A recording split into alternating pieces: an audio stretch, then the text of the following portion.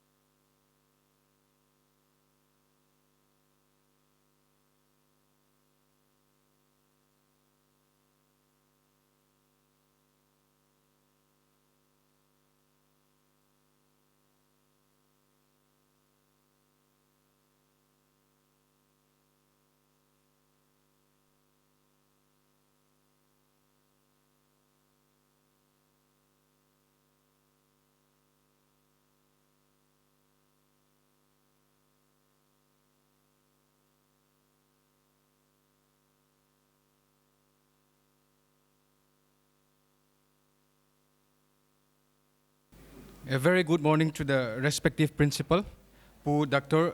Hien P. Tombing, Vice Principal, Dr. Thian Min Lian Vaipe, our discussion leaders, Reverend Dr. Laro Siam Songate, Reverend Dr. Zangholam Haukip, and Madam Hasbi Haukip, the organizers of Vision Lamka, and all the faculty, staff, and students of Rayburn College.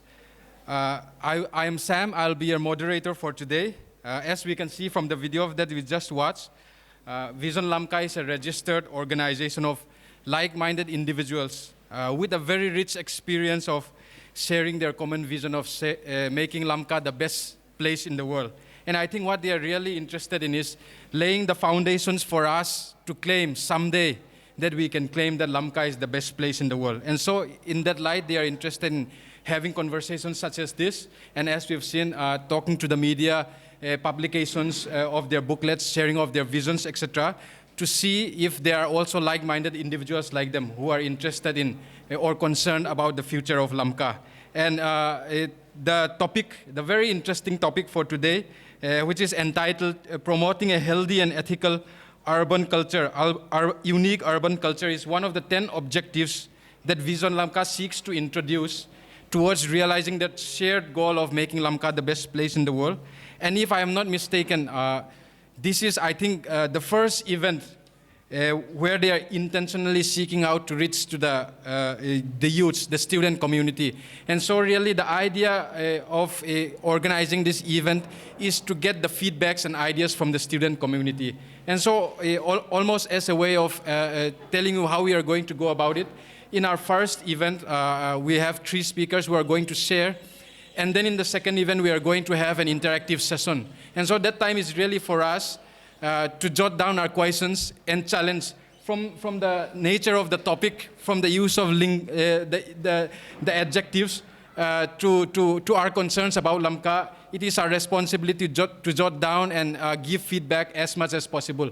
So I think this is the first event that they are intentionally using to reach out and get the ideas and suggestions of the student community. And if you look at our society, every society, community, or people group go through a transition period, or what we call a period of transition.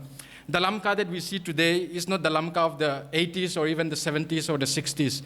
I remember reading a book written by once the governor of Manipur, Vet Marua, and he said, I used to come to Manipur to get some peace from the insurgencies in both Mizoram and Nagaland. And this is where he used to come in the 60s to get some peace from these neighboring states. And if you look at Manipur today, I think the coin has flipped. The coin has, the tide has changed now. And so if you look at the rural and peaceful ambience that Lamka used to have in the 60s and the 70s, is now overshadowed and overcomplicated by the urban settlements and all the complications that come along with it. And so we are here to discuss those issues. And any phase of transition brings along with it changes. And every generation has the responsibility and the privilege to live through those changes. And changes that can cause an uprooting of our known values and practices, as happened when Christianity came. Changes that involve an engagement with or appropriation of new beliefs and understanding. And today we are in the 21st century, perhaps the most interesting century for us students today, because we are in the threshold of negotiating what the future of Lamka will be like. We are in a position where we get to negotiate whether we can mold our future or whether we will lay passive and let others allow us to mold us in the direction they want us to head. And so it is, I think, with that intention that we have 3 perspectives.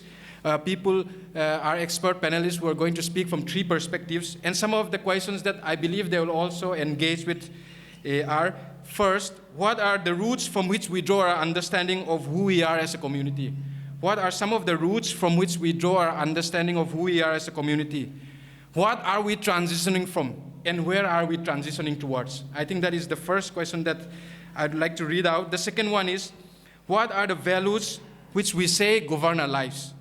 The immediate question might be Christianity, but what values must govern our lives? The lives of struggling, marginalized community. And so when we talk about Christianity, it is important to place it in the context of our political place of being a marginalized community. And so not only what are the values we claim are governing our lives, but what values should govern our lives? How should we talk about Christianity in a way we can flourish together? And the third question is, in what ways can we participate? And I'm borrowing this idea from a well-known sociologist. In what ways can we participate, not only as people groups, but think from people groups to citizens?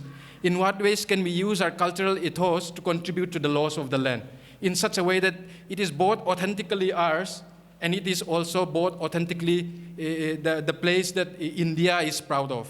And so these are some of the issues that I think our expert panelists will discuss. And before I introduce each of them, I will call Pu Elting Aite, who is also a retired IFS, and who is also an important member of Vision Lamka, and the co-in charge, I think, of the media and publicity team, to come and give the keynote address. And then I'll come up again talk about the structure of how we are going to organize our program today, and then we'll carry on from that. Okay. Dear friends and partners, I am happy to be here this morning. First of all, as our compare has mentioned, I would like to thank the Reban community, especially the principal and his staffs, for giving us a good place to sit together and talk. The key address, the keynote to Vision Lamka is well known now. I remember the first time we proclaimed our theme of making Lamka the best place in the world. People started laughing, unbelievable, and some even think that it is quite foolish. But I would like to tell you this morning, in very short, how we plan to travel to that place, which we call the best in the world. It is not like, invading or scaling Mount Everest. Go up to the top, go up to the summit, and come back after one night. We intend to stay at the top. How do we stay? I already think about how we can maintain to stay at the top, at the summit. A discussion like this is one of the reasons or the foundation that we are going to lay so that we can stay at the top and sustain it. Now, we don't intend to travel so fast by jet plane or by four-wheelers or by any machine. We intend to travel walking step by step, talking and walking together, looking at the future of green mountains, green valleys, clear atmosphere, and clear river flowing. We will enjoy it. This is how we are going to take Lamka, Sisipur, the base, to the place where it can be called the base in the world. I have heard some people say that Lamka is already the best place. The climate condition, the greenery, the people, same, kit and keen. But what we are going to do now is we are going to show a seed to each and every one of us, and that will grow slowly by slowly. I don't see this thing happening, unfortunately, during my lifetime or during your lifetime. But the movement will be going on from generation to generation. What I would like to leave for my children to pursue after I left this place is the same theme that this place would be the best place in the world. What did your parents leave to you when they die? I look maybe 30, 40 years ago when my parents left for their next life. What do they leave to me? It is jamming cultivation. If I had to pursue my parents' occupation, I would be living in the hill and doing jamming cultivation. But that is not sustainable. We cut forests, we cut, acre by acres every year. That will cause shortage of water, change in climate conditions.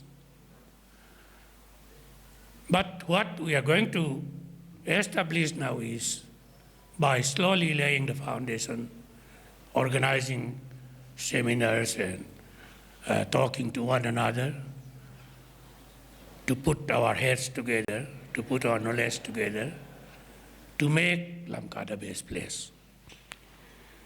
So what I would like to end with is, the greatest use of life is to spend it for something that will outlast it. Now you should live your life doing something that will outlast your life. It will be taught, it will be followed, it will be pursued after you leave the earth. So I would ask, especially the young people, the college students of this bright college, to think about what your future would be. You can make your future. You can become what you want during your lifetime.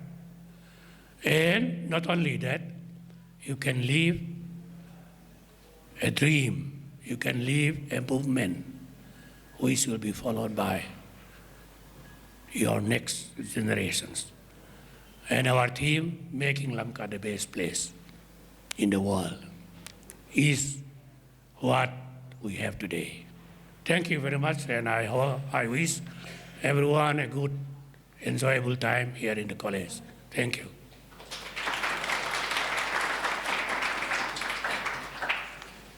I'll just come up again to read the program schedule and also to introduce the speaker.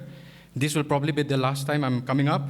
Let me just read out the program for us. We have just done with the video and the greetings and the keynote address, and we are going to have 15 minutes each from each of the panelists. First, from the perspective of our traditional values and customs, from Reverend Dr. Lalrosiam Songate. Then we will have from the perspective of Christian values and ethics, from Reverend Dr. J. Lamboy Haukip, and then from law and order perspective, Lamka being a growing city, from Hasbi Haukip. And they will take 15 minutes each, and each of the students and also the people who are joining us, faculty and others, are requested to note down your questions and your queries so that we can ask them in the next session. So we won't have time for questionnaire after each topic, but we will have them in the next session. Okay, let me just introduce, they have a long line of qualifications, but let me just read out a few of them. First, to start with our first speaker, Reverend Dr. Lalrosiam Songate. He is currently the principal of Evangelical College of Theology and has served in the post since 2017. Very early on, he enrolled for theological studies at Bharat Bible College in 1985. I don't think many of us were born then. He completed his Bachelor's of Divinity in 1990. Still, many of us might not be born then. And he began teaching at the Evangelical College of Theology in 1991. He continued to pursue his secular education alongside his theological studies, very rare and very interesting, and completed his BA from Churachandpur College in 1995, an MA in political science from Manipur University in 2000. And in 2004, he was selected to receive a full scholarship to study his Master's of Theology at a Western Theological Seminary in Michigan, I think which he completed in 2005. Again, getting a full scholarship, even now, I think is a privilege. And so he's also served as the General Director, Evangelical Congregational Church of India between 2004 and 12, and was on doctoral study leave at Concordia Theological Seminary between 2013 and 16. So he has done his PhD, I think, if I'm not mistaken, in missiology, right? We'll go on ahead with Reverend Dr. Zangkholam Haokip, often known as Dr. Lamboy Haokip also. He is the founder director of Bethesda Khanho Institute, a center for integrative studies. And I think integrative is a very technical and important term for all of us students to keep in mind. It aims to give opportunity and hope to the needy, particularly tribal people, and to bring transformation to children, families, and communities. He holds a PhD from University of Aberdeen, Scotland, Masters of Theology from Union Theological College, I think in Pune, India. And prior to developing the Bethesda Institute full-time, Dr. Lamboy served at the Union Biblical Seminary as liaison officer, registrar, lecturer, and then associate professor for almost 20 years. So very rich in experience. And besides teaching and supervising theses at both master's and PhD level, he's also published a very interesting and important book called Can God Save My Village? I think from Langham Monographs, right? And which was published in the UK. And in April 2019, he left his professor job in the university to come back and contribute to Lamka. And that is where the Bethesda Khanho Foundation and the Institute comes into the picture. And they've also done many other work under the foundation. He's introduced some interesting concepts and themes that I think are interesting for us students. So I'll just read out a few. Indigenous Theology through the Arts. I think that is something that is very new and very interesting. Indigenous Theology through the Arts. Unity Beyond Borders Conference is something that he's organized in 2013. Rethinking Christianity Seminar, I think, is available for us to see. It's organized in 2014. And he's also he come up with something very interesting, again, green theology. I think it has to do with theology that is concerned about environment, so green theology. And he's also offering, if I'm not mistaken, now offering a PG diploma course in Indigenous Studies, which is 1 year. I think it began in 2020.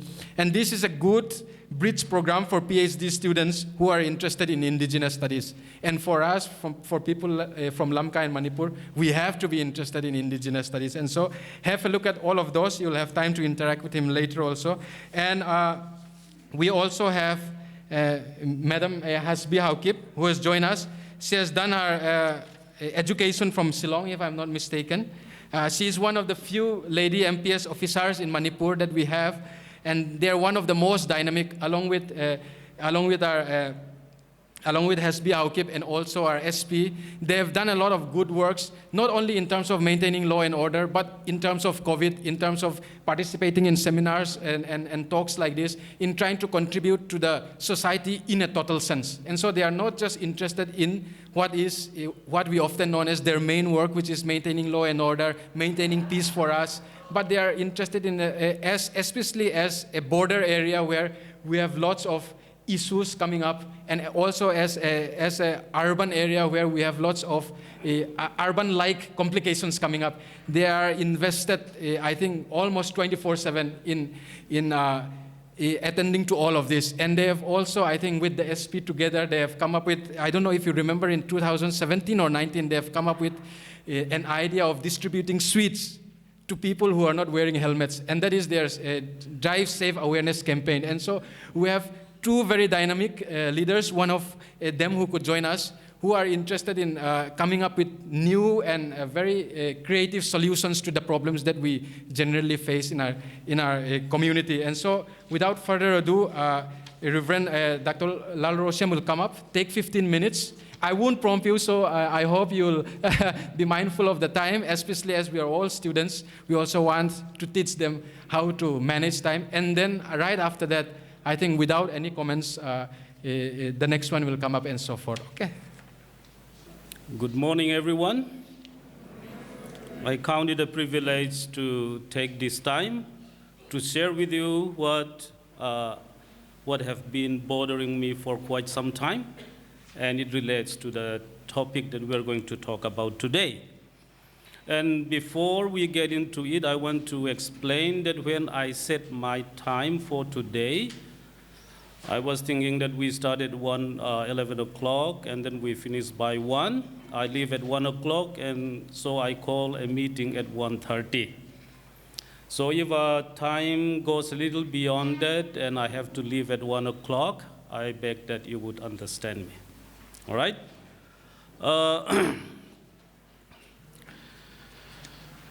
The topic I have chosen today that relates to the traditional values of a tribal society is the spirit of what we call Tlom Ngaina.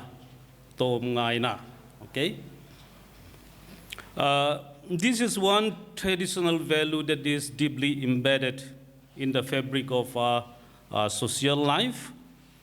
And we call it Tlom Ngaina, Mar language, and Tom Ngaina, whatever language you speak.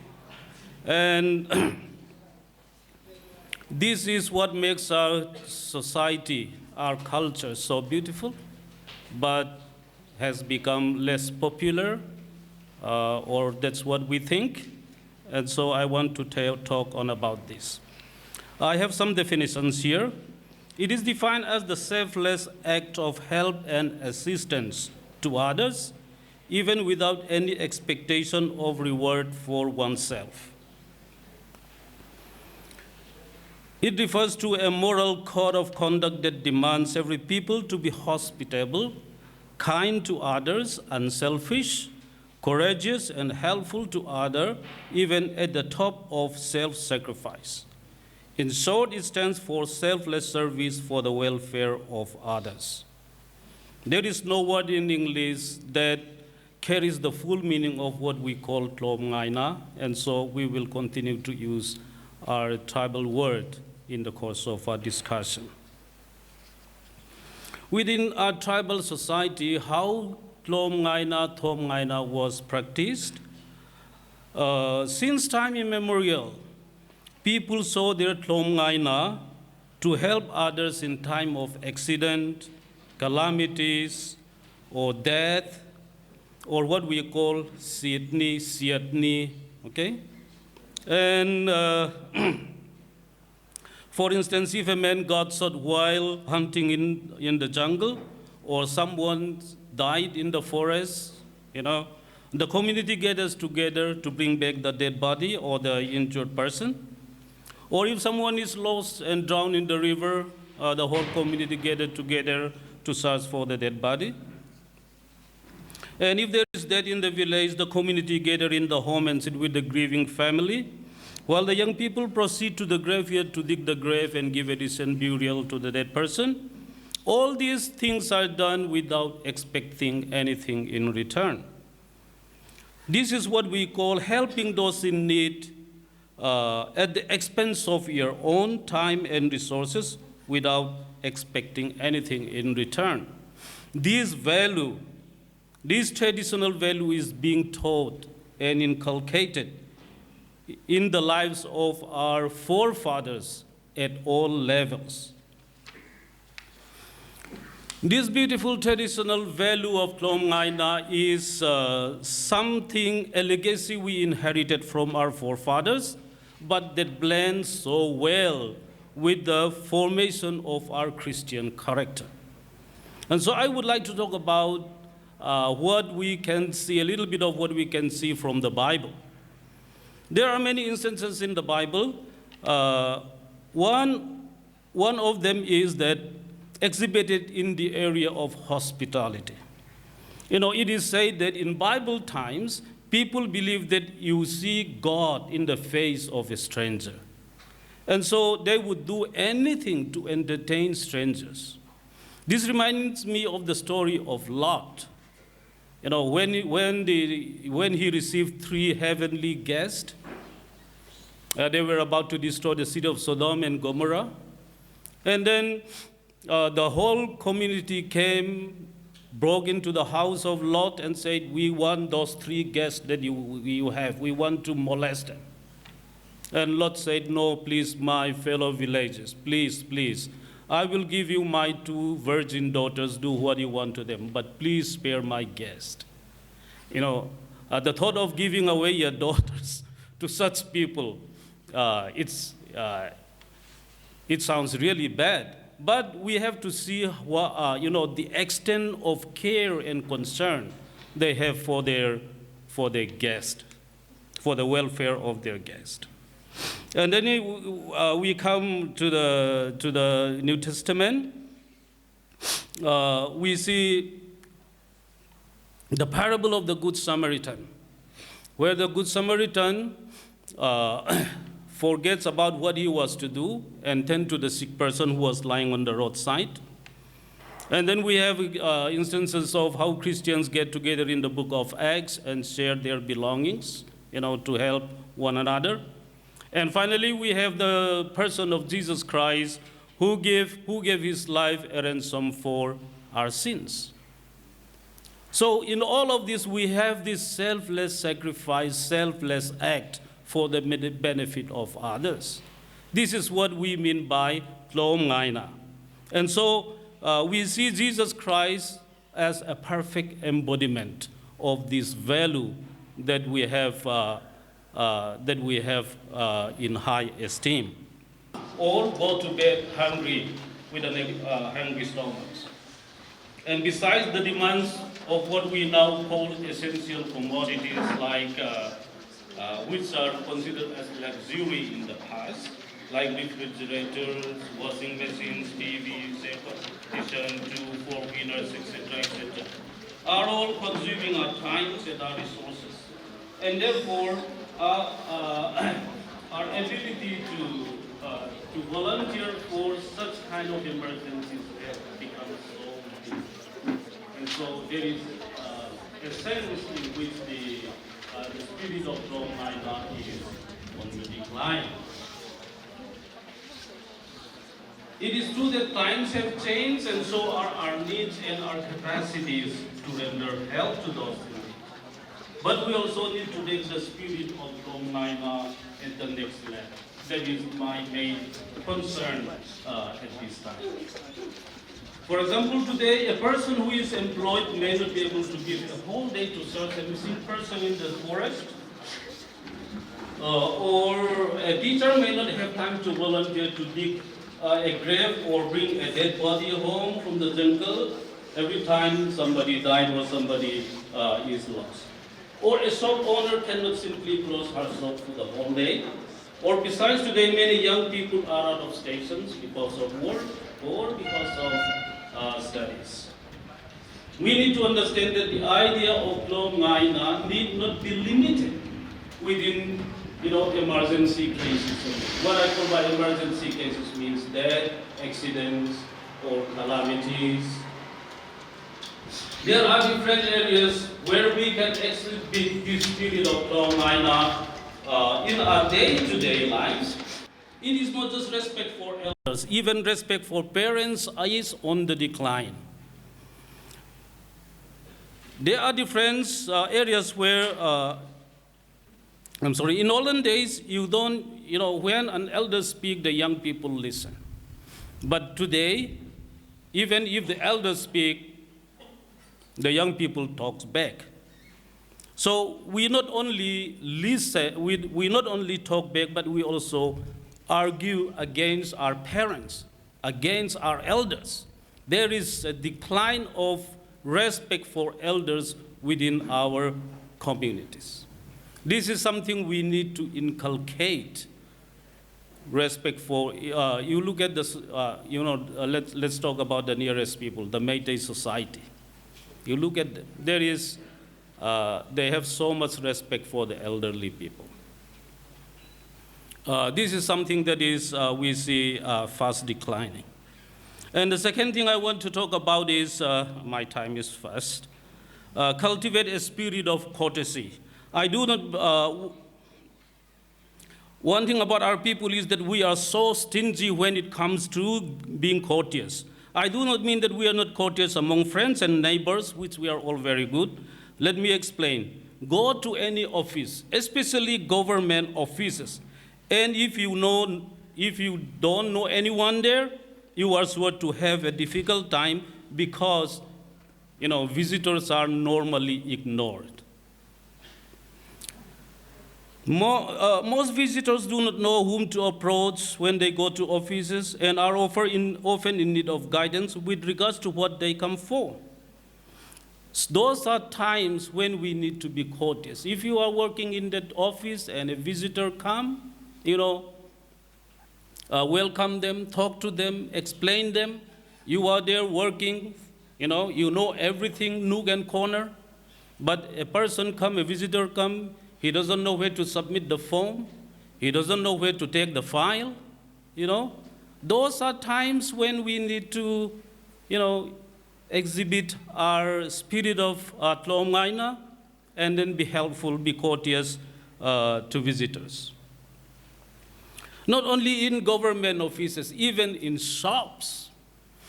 I have been to several shops. There are shops, you go there and you look around, nobody speaks to you. I have deliberately left several shops because nobody took notice of me. But there are shops you go, they are very courteous. How can I help you? What do you want? There's one big chain store in America called Walmart. In Walmart stores, at the gate, they specifically hired people to greet visitors. You go to the shop, they say hello, hi, that's all they say, but they make money out of it. People give much importance to courtesy, hospitality. And this is what we like. I have been to several government offices. I'm talking about government offices. I think church offices and private offices are maybe doing a little bit better. But there are some places where I go and, you talk to them and then they hardly open their mouth. And then they respond to you by simply mumbling. I have come across several. When you go and visit an office, whatever office it is, you don't know, you are a stranger there. You don't know the system, the rules, how, where. And those are the times when those of us working in offices needs to show a spirit of Tlom Ngaina, take the initiative to help them, to show them what to do. And the third thing we need to do away within our society, and which is blatantly against the spirit of Tlom Ngaina, is the Cha Thak Naba syndrome. I call it Cha Thak Naba syndrome. You go to an office and you cannot process your file until and unless you give something. And I have a saying that, some people say that plain people are much cheaper for that. Tribals are much more expensive. I think we are people who are very difficult to please. Plain people, you give them 10 rupees, zare oja toge. And then you come here, Lamka, and you give 10 rupees. It did not even cost a peck of Komkuva, We are more expensive. This is so rampant especially in our government offices. We are paid to do those things that we demand. We demand Chathak Naba. We get our salaries. The people who came, they don't even have a job like us. We have regular income.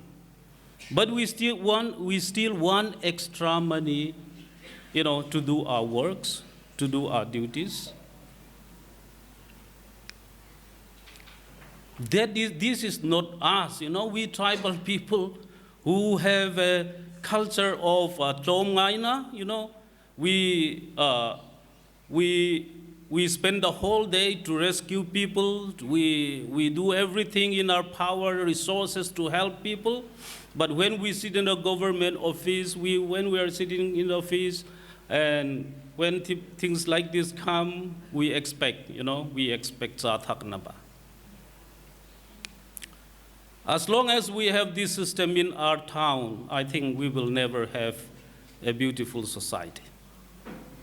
This is against the Christian principle of morality, and it is also blatantly against the spirit of Tlom Ngaina, which we have been inculcating. And then I want to tell my experience, but our time is coming to an end. Let me finish up. For inculcating honesty and integrity in dispensing our official duties. Today, our workplaces are the best platforms where we can show Tlom Ngaina. A teacher may not have the time to volunteer to search a dead body in the river, but he can show Tlom Ngaina by diligently teaching a student, and even if necessary, giving extra effort to bring up students those are lagging behind in their studies. A government worker cannot volunteer to dig grave every time people die in the locality because of the demands of his work, but he can show his Tlom Ngaina by being faithful and honest in doing his duties. One more thing that often bothers me is that one cannot trust receipts anymore. One cannot trust receipts anymore. I am told by one mystery who works for a person. He said that his employer sent him to buy 40 kgs of steel. He said he bought 35 kgs of steel, and he was able to produce a receipt for 40 kgs of steel. Well, mysteries are, they drink and they misbehave and maybe they are untruthful, but I'm concerned with the shopkeeper that issues 40 kgs of receipt when he buys only 35 kgs of steel. We cannot trust receipts anymore in our society. There is so much of dishonesty. These are the things that are against the spirit of Tlom Ngaina, and these are the things that are eating away the very foundation of our society. So the saying that Tlom Ngaina is on the decline in our society is true, and it is partly because we compartmentalize within the limit of emergency cases like death, accidents, calamities. We need to bring this spirit of Tlom Ngaina out of that, compartmentalized box and bring it out to our workplaces. You are a man of Tlom Ngaina, so that in the place where you work. We say that we are by nature a Tlom Ngai people, but we cannot be a truly Tlom Ngai people until we bring this out to our workplaces and let it freely and thoroughly permeate our mindsets and our actions at all levels, in the home, in the society, in our workplaces. This is one beautiful character trait that is so in line with our biblical teaching and our Christian character. And it will come a long way in making our town more beautiful and more worthy of place to live and to enjoy. Thank you very much.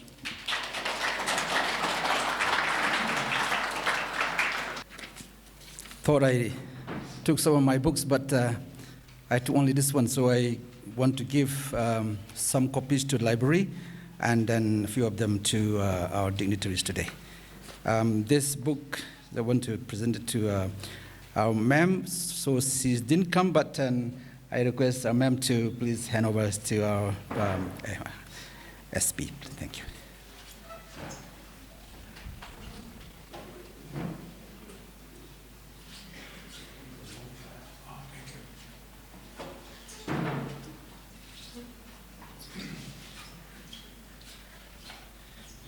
that was a bit different. The book, actually, it was documentation from British Library London about the past history of our people.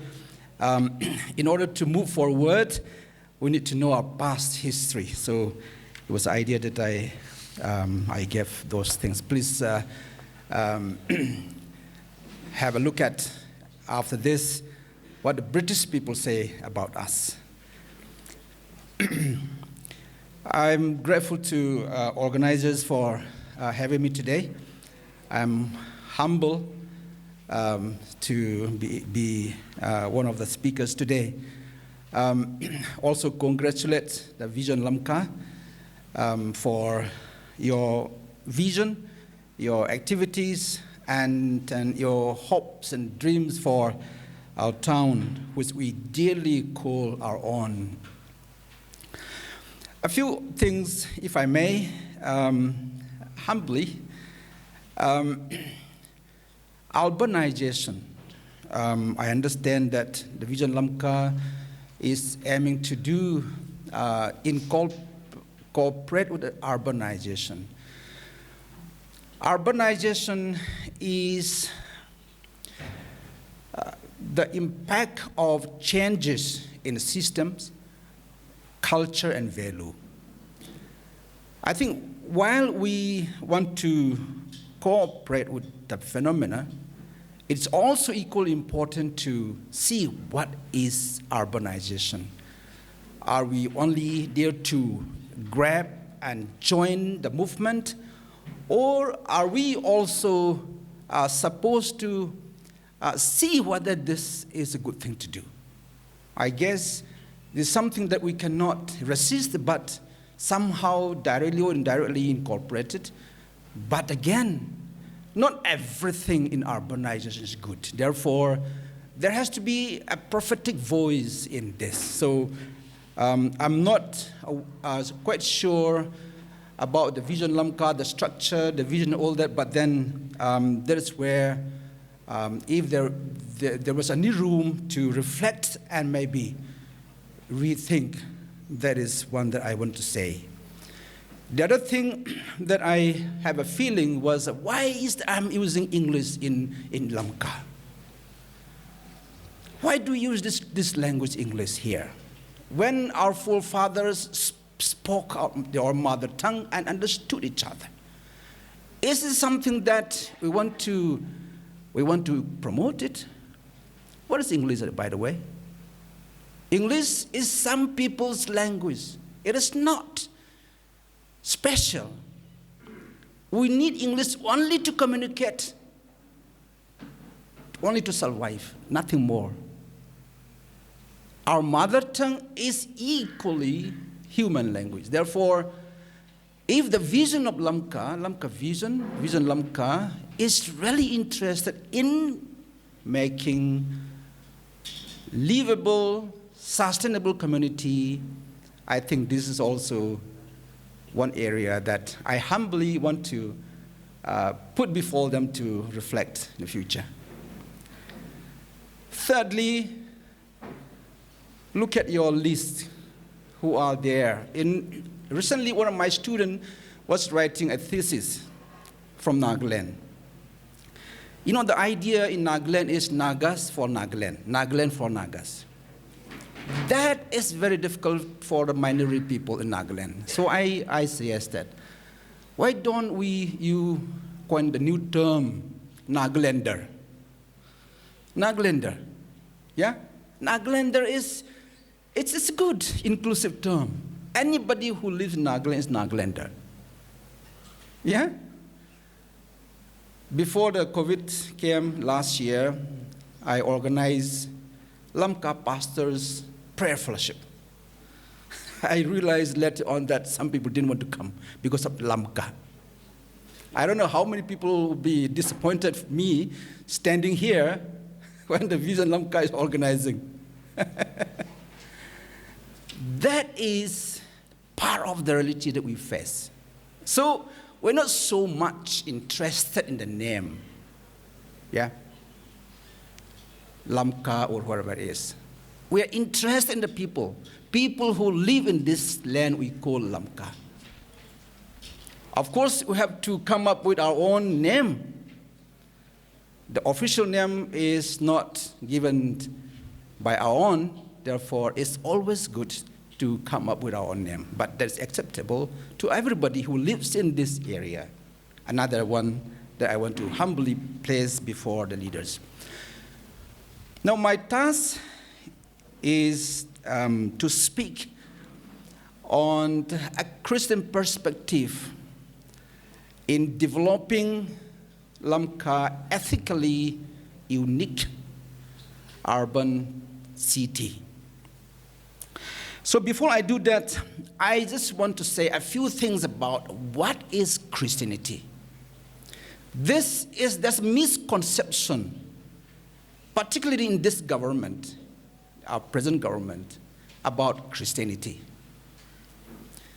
The idea that Christianity is a foreign religion or the Western religion is not true.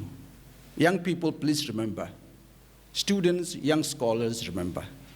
You're the leaders of, the future leaders of our town and our community. Please remember, Christianity is not Western religion.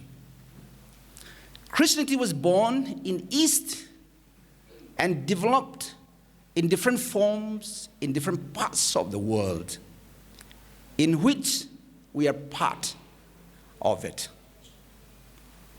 So Christianity is not something that any community or any nation can claim ownership of it, because it is a faith, it is the message of love in which every nation of the world find life, meaning, and hope. Therefore, Christianity is world Christianity. Christianity is our religion. It is not a foreign religion. The ideologies, the programs and activities that we begin to see and experience these days demands that the right understanding of what this is called Christianity. Christianity is part of us. We're part of Christianity. So Christianity is not a Western religion, but is world Christianity, in which we share a part. We're equally part of this world Christianity. So that's what first thing that I want you to clear this. Confusion will come and all that will come, but please keep that in mind. And we don't have time to talk about this today, but maybe some other time we'll talk about world Christianity. Second, before we talk about incorporating Christian values in developing urban or ethically sustainable urban society, I also want to say something about urbanization. Urbanization, I hope we all know, but I want to maybe repeat to those who know already and hopefully say something new about urbanization to some of you today. Urbanization is a mass movement, or a movement of people in a mass to towns and cities, making cities endless, expansion of cities endless, and that is the impact of systems and values. When the whole world was divided into two, capitalists and socialists, or the other one in the East and the West. So that when the end of these two different worlds has come, what you call free market system has come. In this free market system, there is no protecting walls. Everyone is made to run in the same race. This is called globalization. So urbanization is part of globalization, which is because of the change of economic system. In other words, we are here not because of our own choice, but because something is changing in the outside of us. Therefore, we are affected by the wave of changes in the systems and values. But in this urbanization, as I mentioned in the beginning, everything is not something to be celebrated. When people come from villages to town, not only us, but the whole world is suffering because of this. This in particularly in the global south. For example, in just more than 30 years of time, that China has experienced one of the fastest growing urbanizations in human history. China, for example. If you ever come to Dubai, Dubai is artificial. It was desert, but now a very good city. Again, part of urbanization. Part of this globalization, change of free market, all that. Now in this, what we see here, the similar thing happened in 18th century, in 19th century in Britain. Because of this, there's a lot of social problems, a lot of psychological problems, and spiritual problems as well. One of the writers was saying that this is urban pathologies, which means negative impacts of the urbanization that people face. So this is what we're going to face in the days to come. There will be far-reaching negative impact of urbanization. In 2015, because of the ethnic conflicts in Syria, Alan Kuldis, that 3-year-old boy, the family fled Syria, the Kuldis family, to Europe in the boat. But what happened was he died in water. So in one of my writings, I said, Alan Kuldis died while fleeing from death. Yeah? The boy died while fleeing from death. Urbanization can be the same thing. We come to the city for so-called development. But in search of development, many will lose their lives. Many will lose their life. Now, this is where my reflection comes in. How do we as Christians respond to this? What are the challenges of urbanization that we're going to face? So a few things I want to say.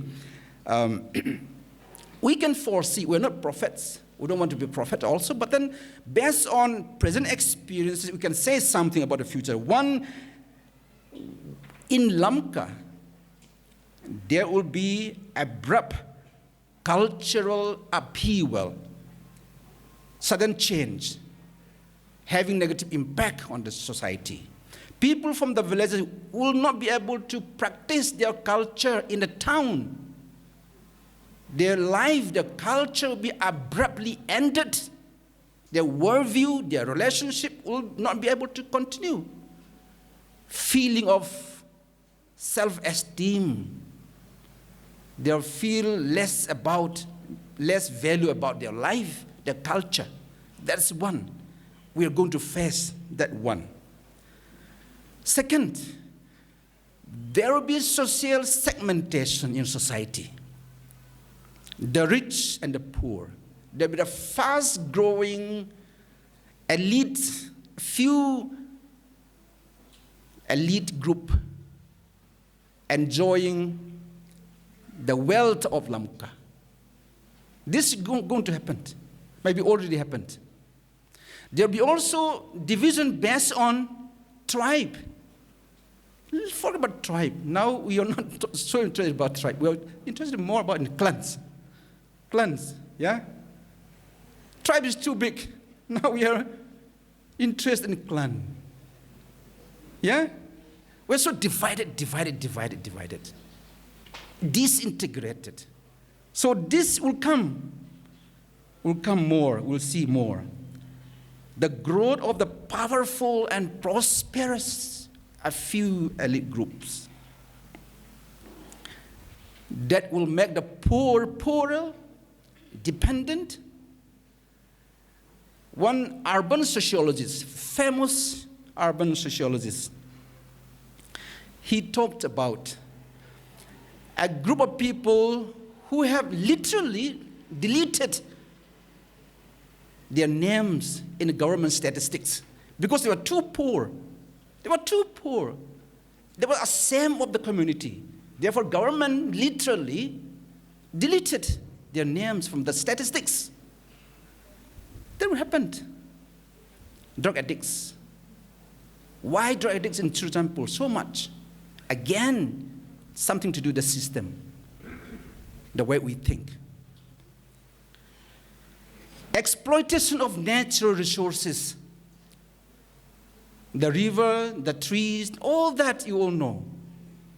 Recently, I had a privilege to visit some of the interior villages, places in our Manipur. Terrible, the way we treat, the way we see nature. Exploitation of the poor. Exploitation of nature. Finally, slavery. Slavery and worship of mammon, materialism, consumerist culture. All these are part of the package of urbanization. How do we respond to this as Christians? Now, I'm going to say maybe briefly, maybe 3 or 4 points, and I'll stop. The first thing, I want to say this to my friends here. Please discern and decide what is the most important thing for your life. The most important thing for your life. Is it wealth? Is it career? Money? Think about it. I live in Western country many years, both Britain and America.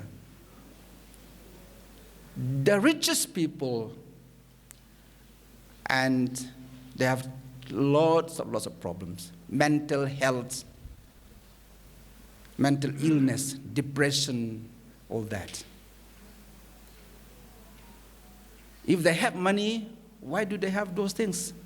That shows that wealth and money, they are not the best, they are not the most important thing. The most important thing I want to say yes to you. I know you are Christian, but rethink your Christianity. You're born as a Christian family, therefore you're Christian. But think for yourself. The testing will come in so many ways. Ideology will come so many ways. From all sides it will come, but you decide what is the most important thing for you. I would suggest that God, I think, believe in God. I think personally for all of us, it's the most important thing for us. Be careful. If you're not careful, if you're not serious about this, our society is hanging just now, in my view. We have no root. 100 years of Christianity is simply talking about what other people talk about Christianity, Western Americans and British theology. We have not talked about our own Christianity yet. This is the failure of the present church leaders. We have no theology. We have no indigenous theology yet. One. In the process of Western or modern education and Christianity, we also lost our culture. So without faith and culture, we're hanging like this. The danger is, in the present situation, when ideologies are coming to us. Now, before Christianity, you were actually a Hindu. That's what the ideology is coming. Be careful. Unless we have rooted in our own culture and faith, I tell you, our identity, our land, our culture, everything will go. Development for indigenous people is expensive, dangerous, and risky, unless we are careful about what is coming behind. Therefore, choose what is the most important thing for your life. I suggest that you believe in God. Trust in God, one. Second one is this. See yourself from the perspective of God. I mentioned that we'll be divided more in the future, tribe-wise and all that. Urbanization means more people coming in.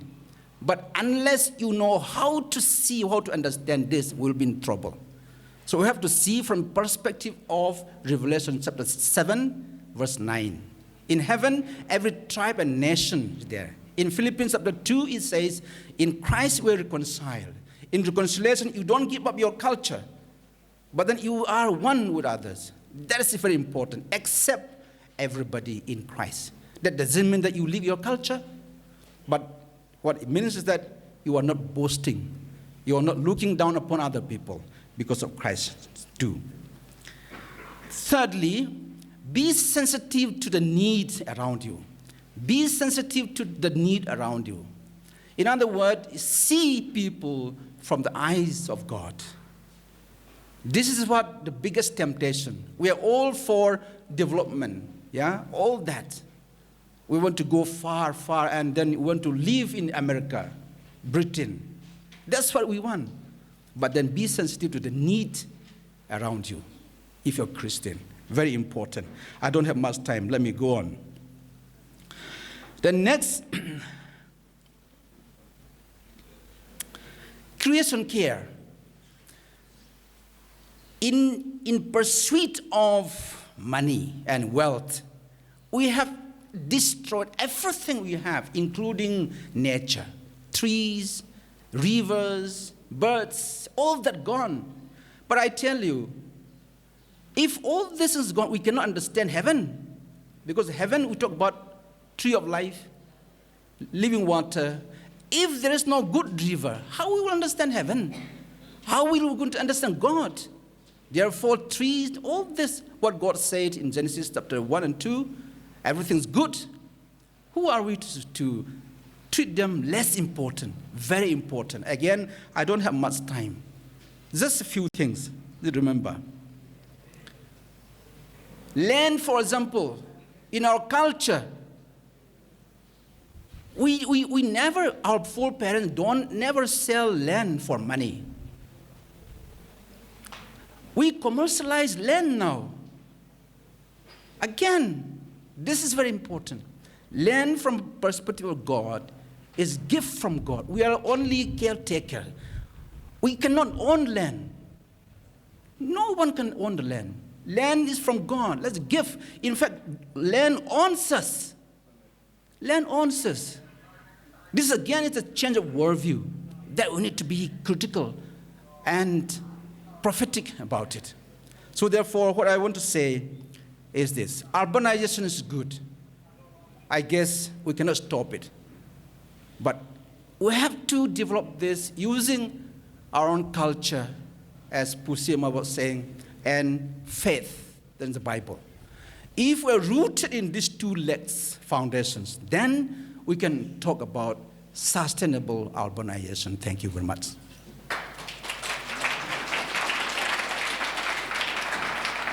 Thank you so much, Vision Lamka, for this opportunity. And our speakers, very learned speakers who have spoken before me, they have touched all the aspects of urban, healthy and our topic of healthy and ethical urban culture, which we should develop for a beautiful and the best Lamka town we have. They have all spoken about it. I'll be speaking in the perspective of law and order situation. See, when we talk about ethics, in legal sense, there are many definitions, urban dictionary definitions and all other definitions. But of what I understand, ethic or ethical in legal sense is that the laid down laws, rules and regulations, if followed, they're morally and legally correct, will maintain stability, security, and prosperity in our society. Our laws have all the aspects to maintain stability in the society, to maintain security of the society, at the same time to carry forward the society to a better future. So prosperity of the society, everything is covered when we talk about law. So if we follow the rules and regulations, lay down laws ethically, like correctly, then everything is there for our better society. With this, I'd like to start my small presentation.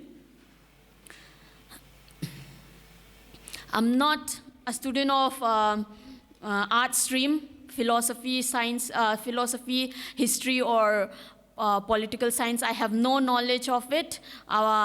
But as a person, as a society, I understand, and as I have read from some good authors, that they have divided the concept of ethical city, ethical urban society into 4 dimensions.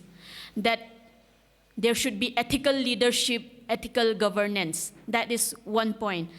Second point is ethical planning, which our government also focus.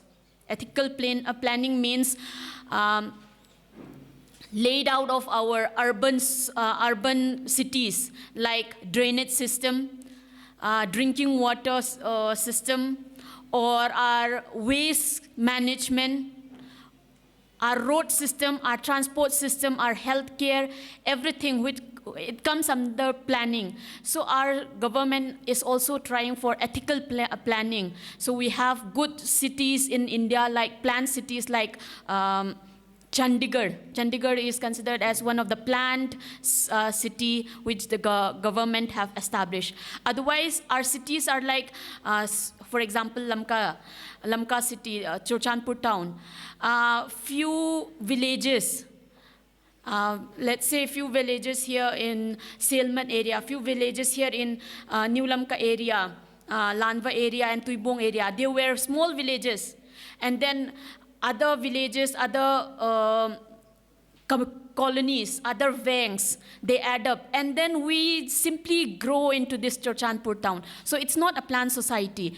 But when we talk about ethical city, there is a need for ethical planning. That means our transport, how our transport system will be, how our road system will be. That is the second aspect of ethical city. Then the next concept is ethical business environment. That means there should not be monopoly of only one company in, they should not be a monopoly, and they should not be holding all the economic powers, like in Churchandpur town. Not only one shop which is, controlling all the business of Churchandpur town. It should not be like that. But there should be ethical business environment where a small businessman like me, or a small vendor, vegetable vendor, also have an opportunity, so that they grow in economic terms. So there should be ethical business environment. And the last is ethical citizens. This is the most important. We have ethical leadership, but we don't have ethical citizens. We don't follow laws. We are just a bunch of goons. Then what is the use of good planning? What is the use of business environment being there? When the people, the citizens are ethical citizens, then only the people will develop ethical business environment. These are the concepts of established, renowned authors. It's not my own viewpoints. This is what I'd like to put forward. Next, Now coming to the practical terms. So our government have also thought about ethical planning and, improving the lives of our urban society through Jawaharlal Nehru National Urban Renewal Mission, which was started by the previous government, which we call as Congress government, but which actually is UPA government, have started this.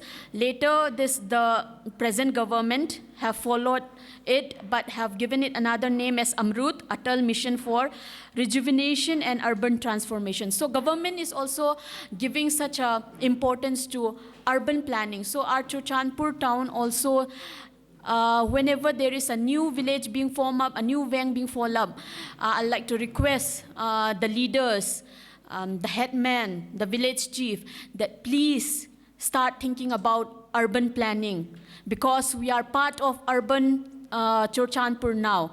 We have to think about the roads, we have to think about future, not only the present situation.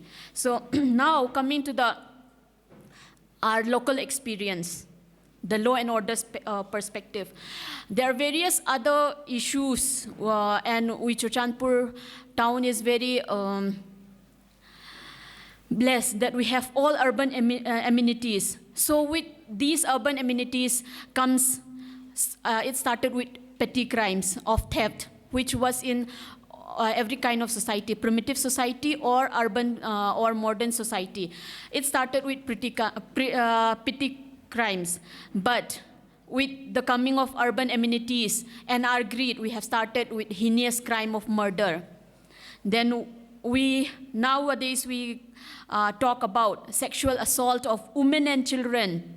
Even small children of 5 to 6 years are being abused by their own family members, by their own known family members. They are being abused.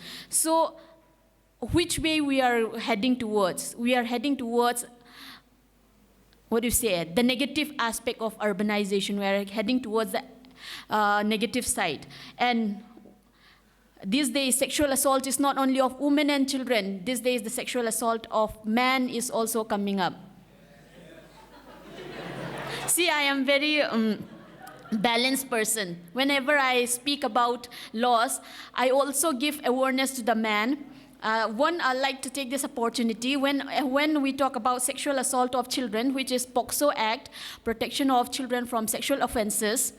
Children below 18 years are considered to be children by law, and their decisions is considered that they cannot take mature decision. So I always warn, here also I like to warn, whenever you are in a relationship with any girl, boys, please see that the girl is 18 years and above, the marriage age and the legal age. Because you are in a relationship with that girl. And these days we are very open-minded, and so I have no hesitation to say that we involve in sexual practices. And the parents come to know. The children, that girl is 16 years of age. But as per law, she cannot take a, decision. So you are liable. You have persuaded that girl. It's not her consent. Even if she have given you consent for the sexual act, but still you are liable because she is not of legal age, and you have persuaded that girl. You have, nangin amatu, what they say is like, nalhepla.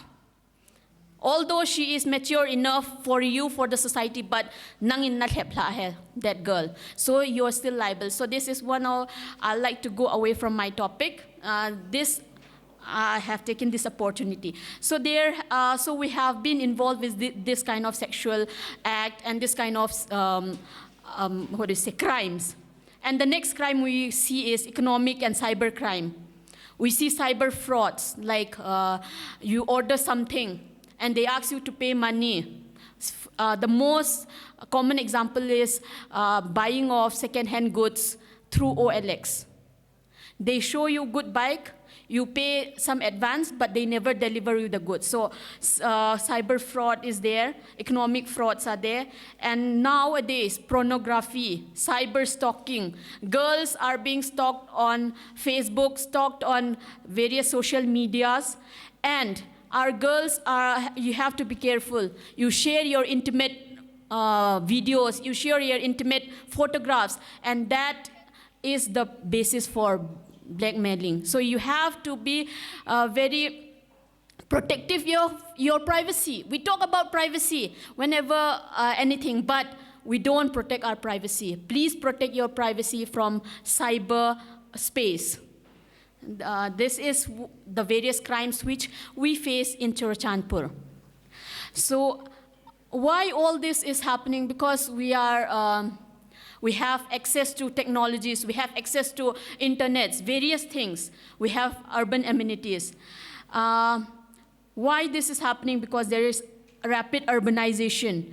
And with rapid urbanization, I'd like to touch only one point, which is urban migration to Churachandpur town.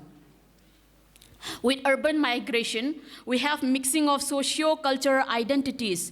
People from various rural backgrounds are coming here and settling. And we all have various identities. We have various thinking. We have various way of perceiving things. So all these identities, all these thoughts are being mixed up. And there is a rise of political aspirations. We all want to rise to certain level. And due to migration, there is descent of local youths. Local youths, we feel like people coming from rural areas are taking our jobs. So the same is in other parts of the country. We go, we have good opportunities, good education in Churachandpur. We speak decent English, and we go out and we get good jobs. So people from those areas, what they feel is, like in Delhi, in Bangalore, the movement is there. And they feel like we are taking their jobs. So the same we are feeling here. People coming from rural areas, they have more physical strength sometimes. And so they can do more things which we don't feel like doing. But we feel that these people are taking away our job opportunities. These people are taking away, they are occupying our space. They are occupying our Churachandpur town. We don't accept them. So there is a descent of local youths. So at the same time, the migrant youths also feel the same, that they are not being accepted here in Churachandpur town. So both the local youths and the migrant youths, both are not happy living together here in Churachandpur town. So there is an anger of this empowered working class also. What is there? That there is a disparity in income, as we see. My neighbors is living in 4-story building, and I'm living in a shanty house. So there is a disparity in income, and there is a disparity, and I envy my neighbors. So this urban disparity is increasing. So that means we think that our life is not good, my neighbor's life is good. Our concept of good life, here the conflict rises. So therefore, there are various law and order situations. The changing landscape of Churachandpur have led to various law and order situations. Here I'd like to point out my points. Like with the changing scenario, what is happening is that our urban culture is moving towards these points, following points, like our people these days were very much aware of our rights. We're very much aware of our rights as a citizen, so which requires accountable governance. And we are so aware of our rights, which is a very good thing, and it's a good sign of being urban settlement, but we are using it in a wrong way, and we are becoming a pressure group. We are using our knowledge of our rights and becoming a pressure group. So the positive side is that we are aware of our rights, but we are becoming pressure groups. Number 2, safety and security of the citizens. We are these days talking about women's rights, we are talking about children's rights, we're talking about rights of disabled people. yes, it's a very positive outcome which we see in our Churchandpur district. But the bad thing is, number 3, we are segregated based on our ethnicity. We are segregated based on our community. As a human, there is a nature that we tend to settle in the area of same community. We tend to settle where a person of my ethnicity is there. But we are creating divide in Churchandpur specifically. We have to settle within our community for our protection, for our development, but that does not mean that I should be only protective only of our society, my society, that I stay in New Lamka. New Lamka is the only Churchandpur town. I stay in Tuibong. Tuibong is the only part of Churchandpur town. No, all the area from Kangwai till Lanva or beyond is Churchandpur town. So this segregation of ethnicity, we have to look into this again. The next is urban youths and their aspirations. As an urban youth, we have lots of aspirations. I came across one nice meme in internet that, "Mom, rock is not a phase of life, it's a way of life." I think you must all have seen it. We feel that rock is not just a phase of life, it's a way of life. We are so much influenced by other culture, Western culture, rock music, rock culture, or Korean culture. What about our own culture? Why can't we develop a culture which become as famous as Western culture, as famous as Korean culture, and people start following it? That is what the need of the hour. Urban youth is have high aspirations. Yes, which is good thing. We have to have high aspirations so that we move forward in our life. But the bad thing is our urban youth are very much into abuse of drug, which is a big problem for our community, for our town. When you have so much aspiration, when you think rock is not a phase of life, rock music or rock way of life is way of life, not a phase of life, then why do you abuse drug? Drug abuse will hold you back. You will not move from this phase of life. If you are high in aspirations, study hard. If you're high in aspirations, develop some kind of entrepreneurship. Not drug abuse. If you start abusing drugs, you will stay back. You will not move forward. Your aspirations, talking big that rock is not a way of life, it's not a phase of life, it's a way of life, but you are into drug abuse, you will not move forward. Your aspiration is just words. It's not into action. The next is urbanization planning and various new villages which is coming up, the urban migration which we have talked about already. There is urban poverty increasing. In this, I'd like to talk about easy money, which we all are after it. So there is economic offenses like Ponzi scheme, networking system. Like if you bring 10% under you, you will get 10% incentive. From where you will get 10% incentive when the company is not doing any kind of business?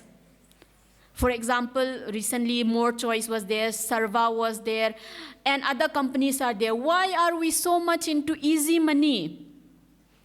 These schemes, I'd like to take this opportunity also. Please stay away from these schemes. Because there is no company in the world who can give you that much high returns. Even companies, big companies like Reliance, Jio, or Tata, or Godrej, they don't offer this kind of schemes. If Tata, Birla, Tata, and all these things could have offered those kind of schemes, then maybe I will still think about it. I'll still think about it. But out of nowhere, 3-4 people, group of 3-4 people are coming, and they say, if you bring 10 people below you, I'll give you 10% of your increment every month. No, that is not possible. Please stay away from these kind of economic offenses. So these are some of the issues which I can jot down from my experience. Now,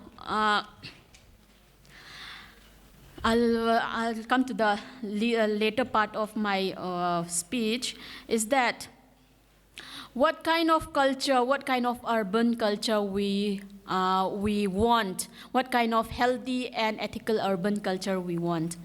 That we are aware of our rights, that we are legally aware citizens, that we reinvent our cultural identity and be proud of it. And then we do away with narrow-mindedness of ethnicity and communal tone to everything. Number 4, that we, as a youth of high aspirations, we create economic opportunities for our Churchandpur town. And then lastly, we use sustainable source of energy, sustainable use of energy. Whether it's water, we use water judicially. Whether it's solar energy, we use solar energy as alternative because resources are limited. So these are some of the, things which I like to inculcate in us, in our daily behavior, daily life, that we have healthy and ethical urban society in Churchandpur town. So the unique and urban culture which I think we should have is hard work, the spirit of hard work. If you have spirit of hard work, everything will fall into place. You will be a person of high inspiration, but if you are a person of hardworking person, I don't think so you will feel like doing drugs because you don't want to stay behind. So the unique urban culture which I feel we should have is spirit of hard work, so that the opportunity which we have, I like to highlight, with this spirit of hard work, we can be a center of tourism, taking advantage of the scenic beauty of Khuga Dam, Khuga River and Khuga Dam. Many resorts are coming up, which is an economic opportunity. We can be a tourism hub. I like our Churchandpur town to be a center of education. Now it's a center of education. People from Kangpokpi, people from Saikul, and these tribal areas, even from Senapati and Okrul, are also coming to Churchandpur for education. Class 11, 12, as well as higher education, they are coming to Churchandpur town. So I want our Churchandpur town to be center of education. Also, center of medical tourism. We have so very good team of medical doctors in Churchandpur, and with the coming up of medical college in Churchandpur, we have to be person of hardworking. We have to be hardworking. We have to be in the area of education. We have to be in the area of medical education. And last, I like to point out is I want a culture known for its tolerance and leadership. Churchandpur should be known for its tolerance and leadership. Thank you so much. Thank you so much to all the speakers. Before we move ahead, because it's already 1 o'clock, we are going to make some adjustments. I'm going to call the principal, Reverend Dr. Hian P. Tombing, to just take time to give the gifts to the presenters. But that is not the license to say you can leave, because we still have one session coming up. But for those who have to leave, you can do so when you need to. Here's a very nice gift. Thank you. It's a thank you note to Reverend Dr. Lalru Sim Songate. Thank you for your contribution to the success of the symposium. We look forward to engaging with you again soon for our collective vision of making Lamka the best place in the world. Regards, Vision Lamka and Ribbon College.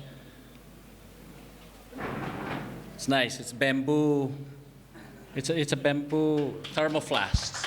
Okay.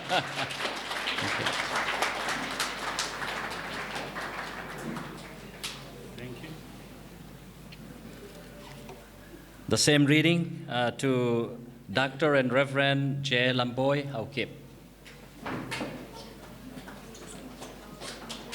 Thank you, Pulamboy. Thank you very much. And to Dr. Samuel G. Ngaite. There too. Okay. Thank you, Sam. Okay. Yeah. Oh, this is different. This is very special. This is for Hasbi Haukip. Okay.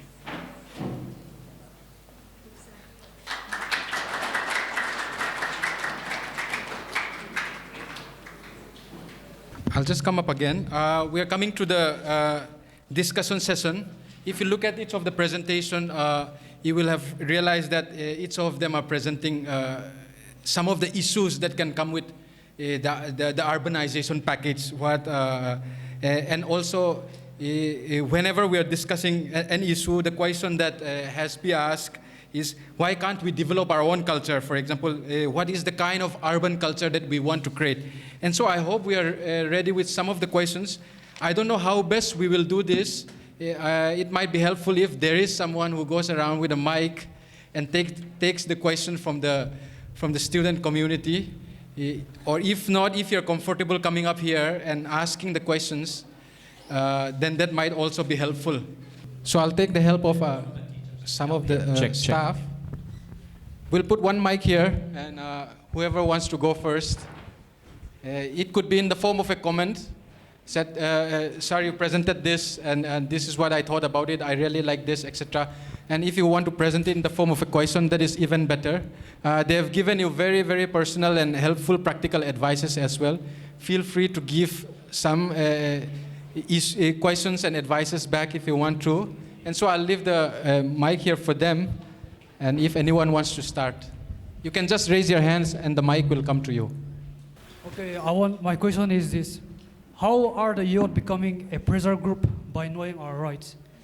And if that is so, then how can we channelize it in the correct way? What is your advice? When we talk about rights, rights comes with duties. So if you know your rights, you should know your duties also. Then you will be able to channelize your rights in the right direction. Thank you. And then my next question is for our respected Dr. Lamboy Haukip. Yes. So, my question is that you said that we are commercializing land, and that is not good. And then that you also mentioned that we are only the guardian of land, and we should not commercialize it. So, the thing is, would the society accept that, especially if you say that to the real estate investor? Would they agree with that? And do you have a strong background to support their claim? Because I like the idea. Are you a student here? Yes, sir. No. I'm a student. Student? Yes. So, are you planning to look for a job? Yes, sir. Currently, I'm planning to seek a job after my graduate. Okay. Do you know your worth? How much your cost? Your cost, how much? What's your cost? Priceless. Priceless. Yes, sir. No. When you look for a job, possibly you may not get a job easily. So you go to Delhi, maybe Bombay, look for maybe a call center to start with. So there you realize your worth, your price. Okay? So you get interview. So there you will find how much is your worth. People look for, okay, if I take this boy, how much money can I make in a lesser time if he comes here? Then that girl, okay? Then the guy will take according to the money. So you are not human. Yeah, your human value is gone. So you are actually money. Yeah? The change of value system. So we talk about land. So our forefathers, foreparents, land is sacred. Please remember, land is sacred. Modern education and Christianity somehow brainwash. They have stripped us of the wisdom that we have. So now land is commercialized. What happened now? If you go up there, now actually land belongs to the community. The chief is there, but the chief actually, land was never an individual person's land. But now it becomes a chief, one person. Now, very likelihood there will be a war between the chief and the villagers. Please remember, in our society, because we commercialize land. Now, that is okay, but the worst thing will come. The worst thing will come when the multinational companies will buy our land. Then our people become only the workers, instruments, slaves. So we become slaves in our own place. Money goes to the rich people. The product will go to America and Europe. I was in UK for 7 years. The best thing we get is from here. Very expensive. So when we commercialize, then the end result will be then you will move out. Your land belongs to somebody. I went to seminar in the WCC seminar I was speaking. So people from Papua, like our own people, the tribal people. So the rich people come, like sell all this oil, BP and all that they came, and they took away the resources, and the people became slaves. They have to leave their village. So therefore, we talk about development. Development will become replacement if we're not careful. Uprooting ourselves. Therefore, I think we need to see. If you're studying here, you see, what are you studying? What's in the book? The book is written by somebody. In Indian context, high caste people. Their wisdom, their knowledge. The more you read, the more you climb up, the more you leave your culture behind. You feel ashamed of your culture, your worldview, your religion. That is bad. That's bad. Therefore, we have to be decolonized. Decolonization is not from British people only. It's from Indian people also. Indian ideology is culture. We're also Indian. But India doesn't have own culture. Many culture. I used to hear in traffic, for example, traffic, police people, our Miami say, I used to hear Lord, our mother tongue, Peter Pao. But these days, I hear more of Meitei language. I'm not against Meitei language, please. But I'm against replacement. If you think your language is less important than other people, that's bad. Equal. We have to be equal. That's the point. So are you a human being? Or are you only machine? People make you too. So think about it. Something that it seems it's too difficult to resist this movement. But at the same time, I think we have some role plays, prophetic role, we call it, no? So, yeah. Does it answer your question? Maybe we'll talk later on. Thank you.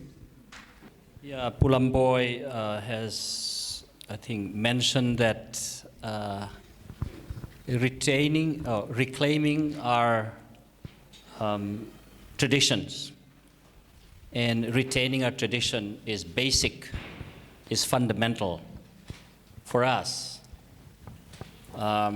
will that not breed more division? Today we talk about unity, sometimes people tell me that if we all speak one language, we will survive economically. But if we go back to our roots and then try to retain and reclaim our tradition, are we not going backward?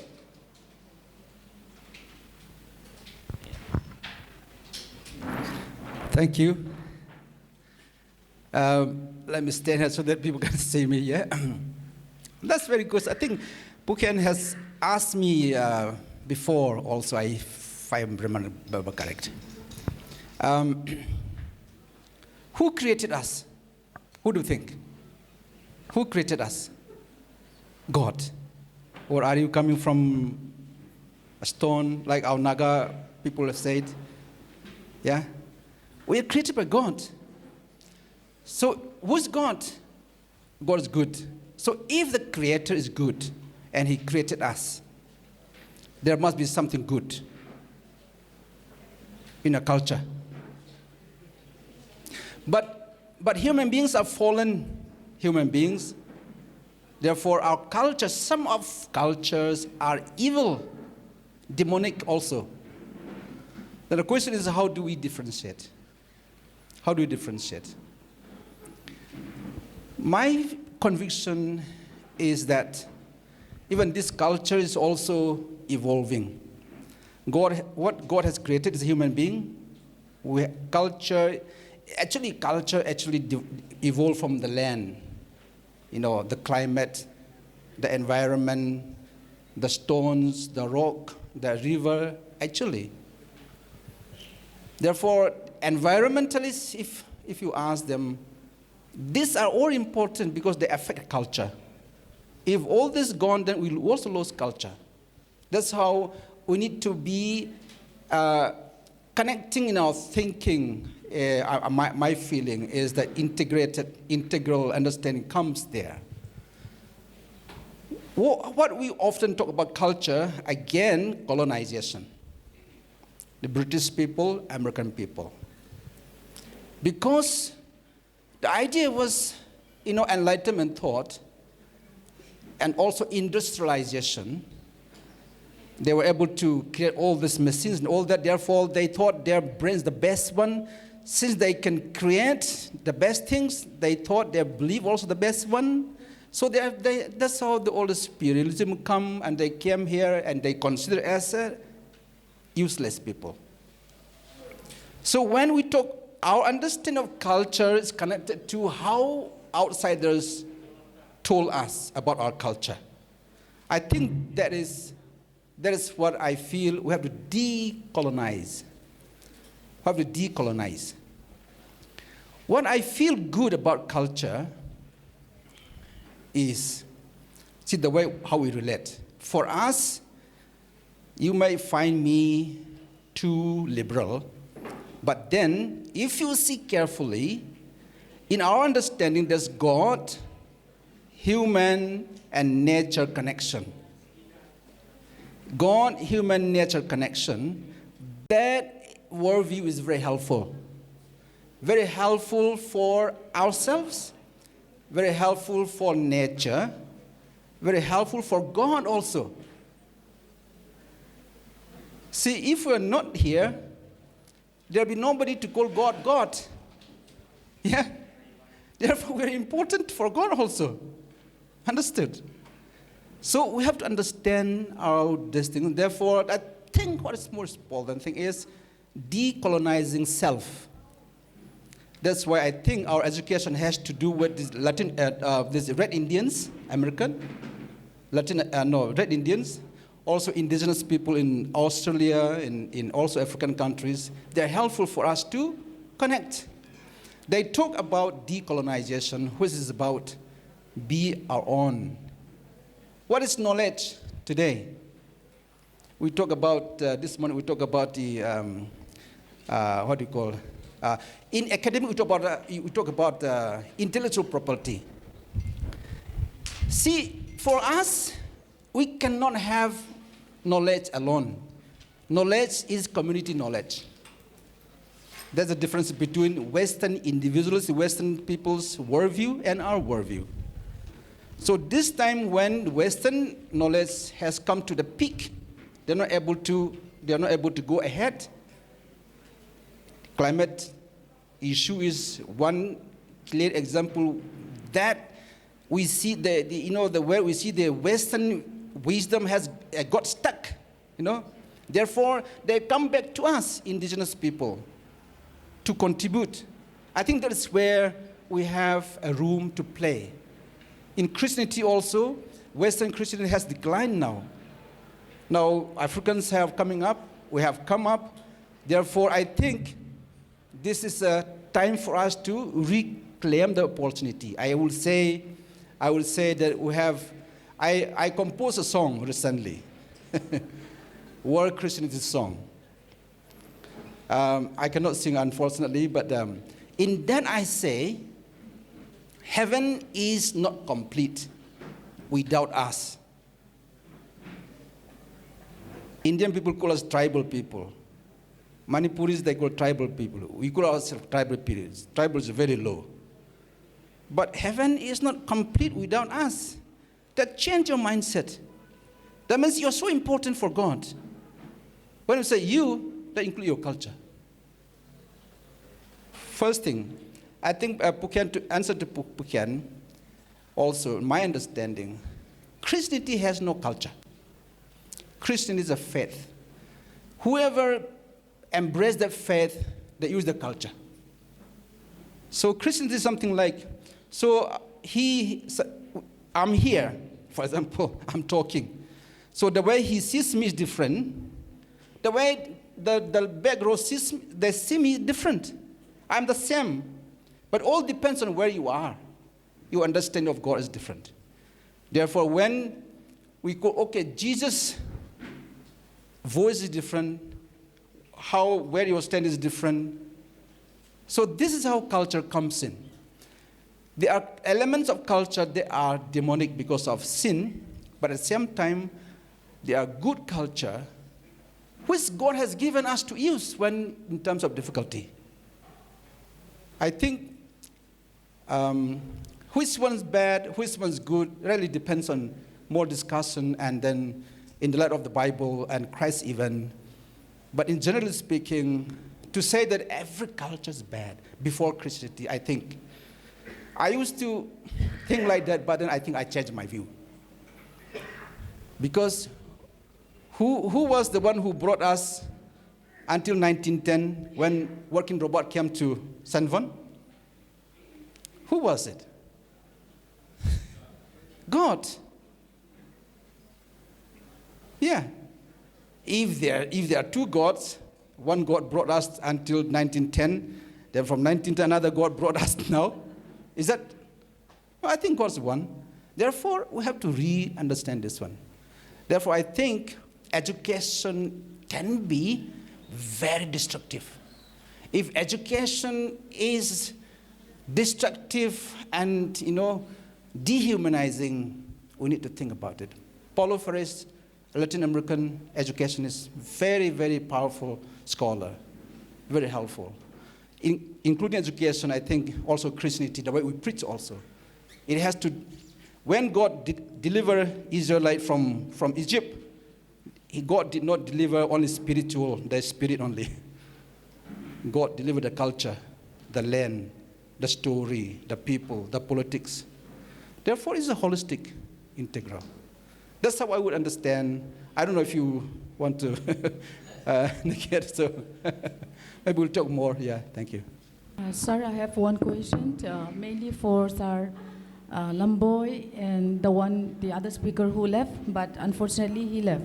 The question for me is regarding in the perspective of education. Because the youth in Tursanpur and as well as in the context of our own state, education is important.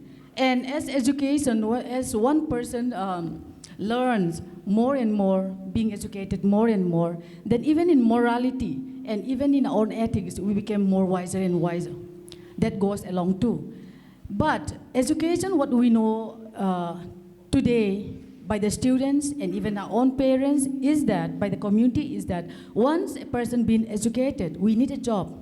Job is for a must. Without a job, as what we see today, education has no meaning. And what is job for? It is to earn money. Because without money, we cannot live. That is our survival for everybody. Because once we step out of the house, money rules. We need for taxi, we need for drinking water, anything. So in this education, after completion of education, whether it may be here in Manipur or whether it may be in our town or whether it may be in outside the state, that we have to find job. And as we all know in Manipur, say leave it behind our town, Lamka. In the context of the whole of Manipur also, regarding job, it is unfair and full of corruption, and there is no much opportunity. So the best is to go outside the state. But in your topic, this is what our theme is, that promoting healthy and ethnic, unique urban culture. That is to maintain our identity, our culture, in order to maintain an impact for a better, let's say about the Vision Lamka, to have the best place in the world. That shows that we have to stay back here in Chursanpur and, impact in our own way, in a culture, morally, or even as one of the speakers has said, Somgaina, etc. But then, if we go outside, that is the purpose of our education, getting a job, then impact on the Vision Lamka of our town from inside staying here and outside the state, the impact, there's a lot of difference would be there. So if it is that, what should we do? What is the need of education? What is the importance? What is the, the future plan for education for RDS present students? Because they need a job. In Manipur, it is not. So the impact from outside, let's say, we don't expect much if we don't stay back here. So if we have to be here, then what will we eat for? Just by talking culture, identity, without money, because even in our own town, and not only in our own town, say in the context of the state also, we have less resources, no hardly job. So without money, even if we talk about culture, without survival money, what can we do? So what is your perspective on this, my question, sir? Thank you. I don't think I can answer the whole thing, but maybe part of it. Yeah. So you are a teacher? Okay, what did you teach? I'm from history department. History? Yes. Okay. Whose history did you teach? I taught on all subjects. Okay. Subjects of history, Indian Okay. history, sometimes European history. Did you teach our people's history? That's the moment we don't have the syllabus for that. Okay. No syllabus. No syllabus. No syllabus for the indigenous tribes. So whose mistake is that? Why is that? Because there's no money. Yeah. See, I ask you the question because there's a point. Why is that you teach history and you do not teach our history? Why? I ask. I'm not blaming you, but then I ask the system. Because we're tribal. Who's tribal? Useless people. Yeah. Christianity also doesn't accept. Modern education, Manipur education also doesn't accept. Indian education doesn't accept. We also don't accept our culture, our history. Therefore, no money. So you're right. But again, let me ask this thing, okay? You can be expert. See, how you develop your self-esteem. You develop your self-esteem when you are able to give something to people which they don't have. You cannot be expert in other people's history. They are there. So we have no platform because of the system. It's only when system allows us to talk about our culture, then there'll be money, because it's not a system. Even the sixth schedule in Indian, I'm talking about politics, but then, It's all connected. Why is that these things are not in the education system? Because you don't have government. We have no right, we have no autonomy. We cannot design this thing. Young people, students, please get this to say that you must be interested in politics. I'm not talking about politics, but politics is very important part of our survival. We're not talking about bad politics. We're talking about good politics. Politics which allow you to include your history, your culture. Then only you can be expert. Then money will come. One of the good things in globalization, global village, is that communication. And so this, again, very bad in many ways, but then opportunity is that you use this system and you can promote local thing. Okay.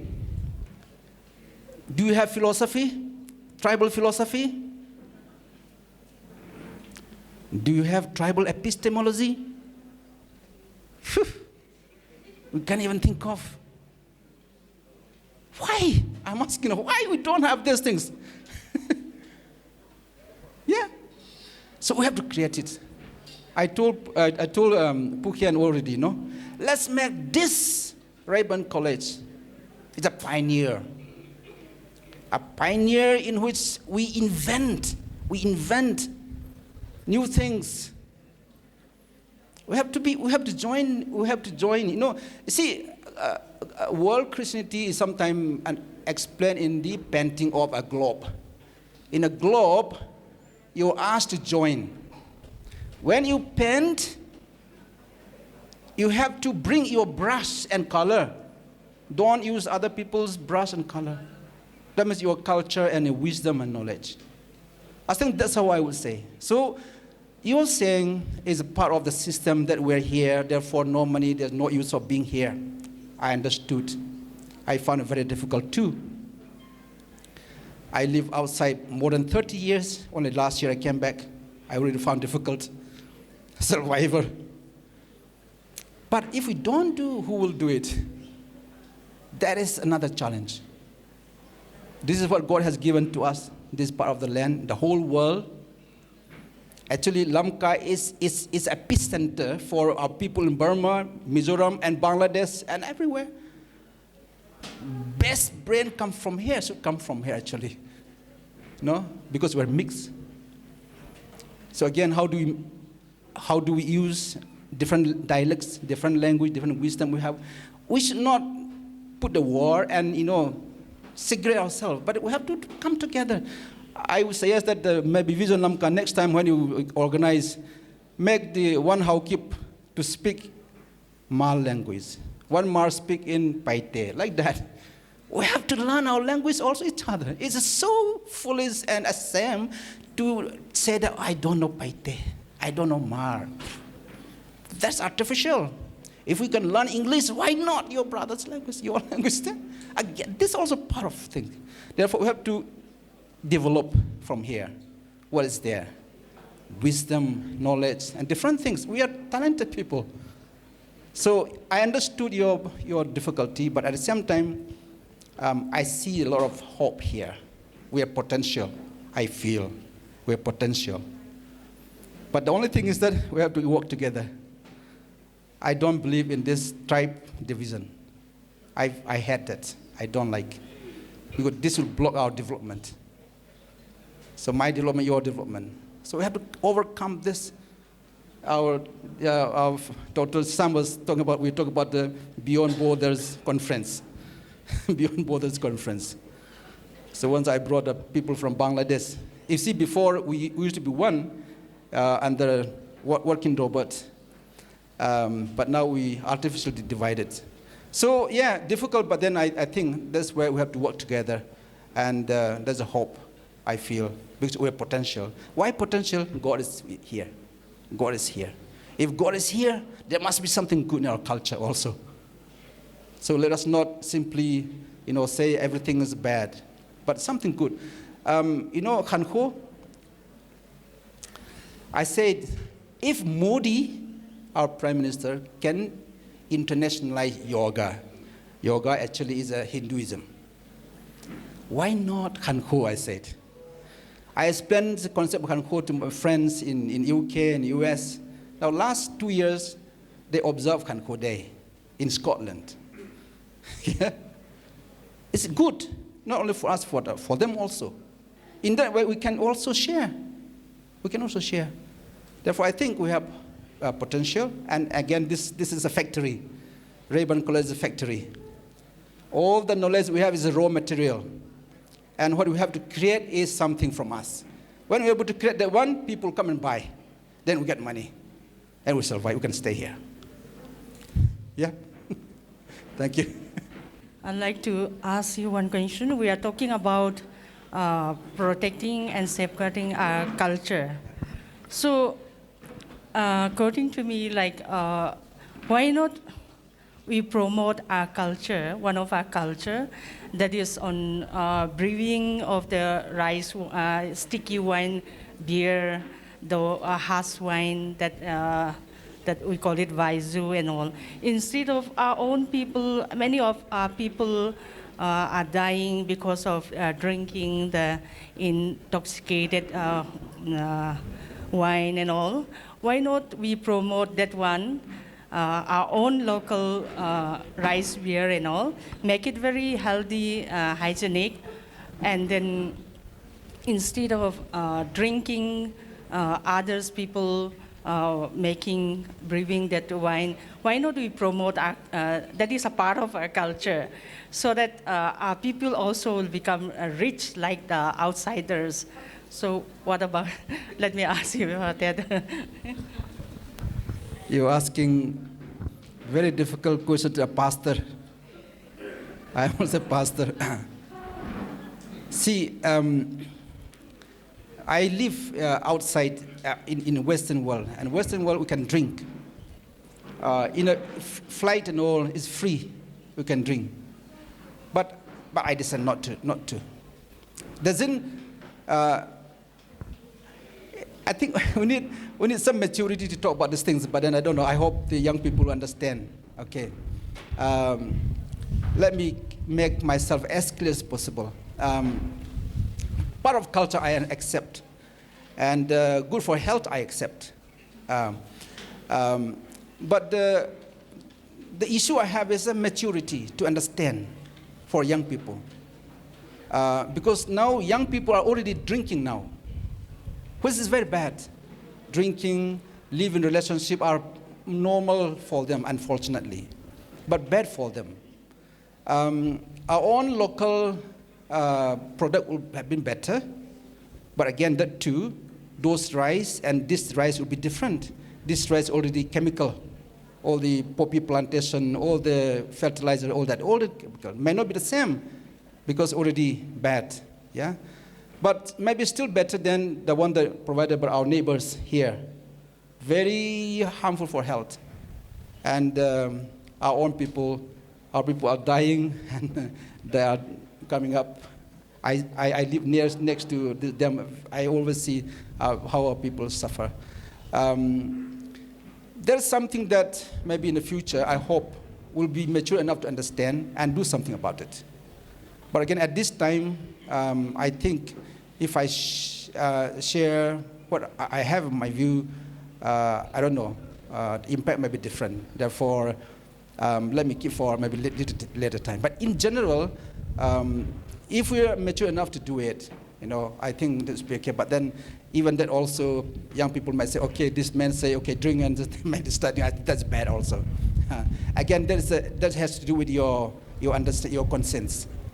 If you think it's bad and you drink and it's bad, but then it's just like anything you overdoing is bad. Even eating rice also, yeah. Yeah, but thank you for asking. Dr. Lamboy, I seek your view on my questions. Is this the right time to embrace urbanization in context to Lamka? Or how equipped or how prepared we are to embrace urbanization in all aspects? Yeah, very good question. This has a political implication also. At the moment, see, our constitutional safeguarding is Article 371C, Manipur. Yeah, that's one. We think that chief right is the one that protects us. Actually, it's not really not. 371C is the one. And then in Manipur, we have 1960 Manipur Land Revenue Act. Although it was not extended to the hills, but then because of PATA, we are asking them to include our land also now. Now this urbanization, due to the change of system and value, we leave our home and villages. This will have irreparable negative impact on our society, meaning that we may have to lose our land. Now the Forest Act is there, wetland is there, so many things are there. This is where I think this may not be the right forum to talk about, but then this is where we have to discuss another level, the policies and all this movement. So is it coming to Lamka the only solution we have? Or can you do something about there? As I mentioned, the last 2 weeks, I've been visiting interior places. If you're on my Facebook, then you will see some of them. I'm talking to some of the chief associations, discuss with them.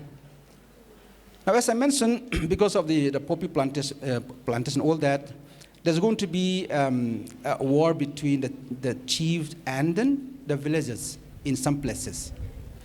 If we don't live together in a village, outsiders will come, they don't have to use a gun, they don't have to pay money, they just come and occupy our land, and then, because we don't have safeguarding, we don't have this sixth schedule also. Sometimes I feel that we are very sicky, our society, our land also. So our identity belongs to land. No, so I'm the person of there. Say I'm Bupi, for example. So Bupi is the place. If Bupi is taken away by somebody, my identity is gone. No. Therefore, I think all this have to be included into consideration in our education. If education is learning only about other people's writing and wisdom and leaving ours, that is very expensive. So that's my view. And then urbanization, for that, I think, if we can do something about it, I think, let us do something about the villages. Maybe start schools. That's what we did in Burma border. So one church has started school because all the children are coming here. And so when the children are come here, and there's nobody to be there. And so people can come and then, so they enjoy the resources. So we have to change urbanization. If we cannot stop it, at least do something about our own villages. Because without that, we cannot live here forever. This is not support us. The hills will support us in the long run. So therefore, I think what I say, the prophetic voice in the making urbanization, development urbanization, I think that's also part of it. Because we cannot live only in this small place. So again, but it's part of the global phenomena. So even Europe, the same thing happened. Yeah. Does it answer some of your questions? Yeah. Thank you. We're slowly running out of time. So we'll have maybe 2 more questions. If anyone wants to raise the last 2 questions, we'll open for that. You can think about your questions, but maybe we'll have 2 more. And then after that, you can personally talk to both the speakers if you'd like to ask some questions as well. No? So far, what we have been talking about, I think it's the exchange of questions and answers are very interesting because on the one hand, we have organizations like Vision Lamka who see it as their responsibility to cast visions that will be realized maybe in 500 years. And then we have students and teachers and young adults who are asking practical questions about what is the currency of the change that we want to bring about. Let's say what we can take for granted is urbanization, however defined, however we understand it, is already here. There is already a change that is happening in Lamka. How do we engage those changes? How do we take the idea of Klomngaina into our urban settings, for example, is a good question. But it is not enough to say we have to take it. How do we take it is the questions I think the youths are asking. It is very well to say we must put God in the center of our lives. But what does it mean? Practically, because tomorrow if I don't have a job, God can mean so many things. No, tomorrow if I lose someone I love, the definitions of God can change.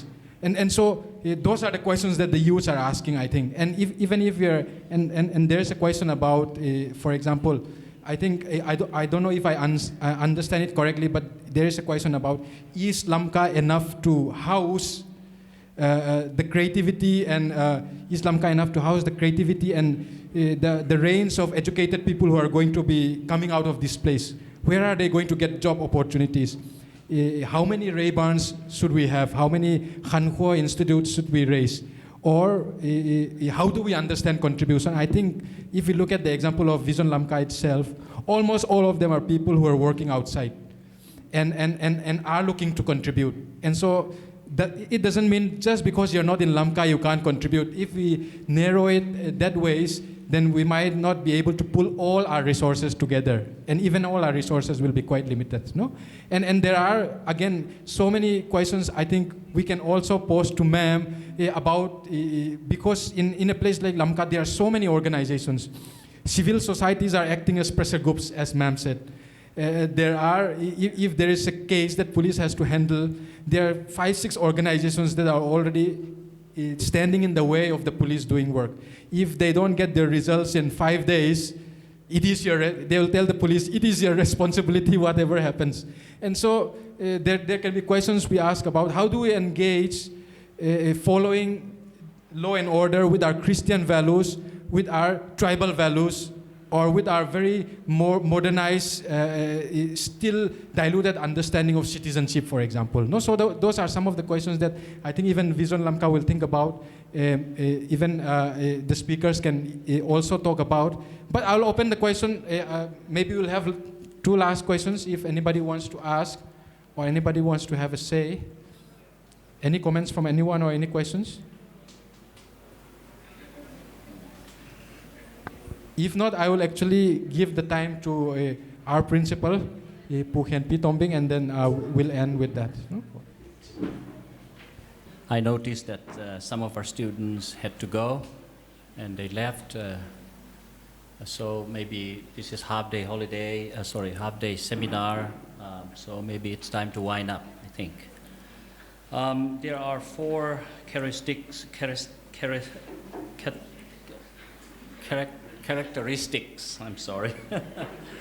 of settled tribe. Number 1 is primitiveness. Primitiveness. I think this, when we talk about retaining and maintaining our culture, doesn't mean that we are being primitive. And number 2 is remoteness. I think we talk about urbanization, and so we have to beat this remoteness, and our nature is to beat this remoteness. That's for people come and live in the urban area. And number 3 is backwardness. There's a lot of debate on are Manipuris backward, as they demand settled tribe status. And number 4 is shyness. I think as you walk out from here, you will ask a lot of questions yourself. Or you will ask your friend, but you would not ask here. So I think we're still tribal here, because we're so shy to ask. I want to thank the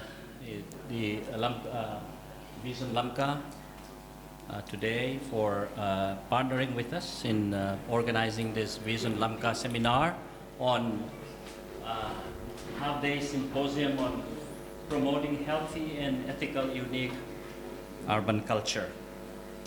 I want to especially thank also my staff here who work so hard to make this function seminar a success. It will be our pleasure to continue to vision, think, and work with you, Lamka Vision, to make Lamka Town the best place to live in the world. Thank you very much, and God bless you. I guess we have a refreshment with a fruity juice, mango juice, and then some samosa. And please enjoy that, and God bless you, and thank you for coming.